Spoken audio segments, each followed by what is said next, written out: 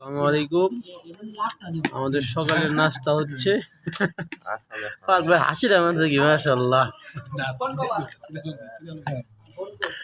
মামা কিন্তু কাটা ছাড়াই দাদা কাটা শুরু করে দিছে। মামার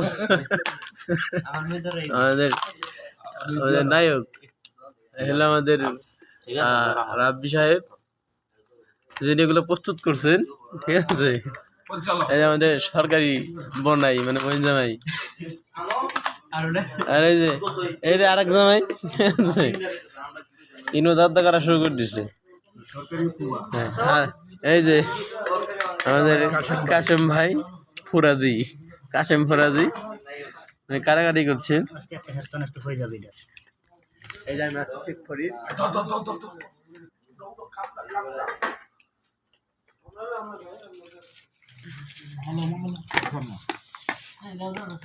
তুই খাবি নাকি?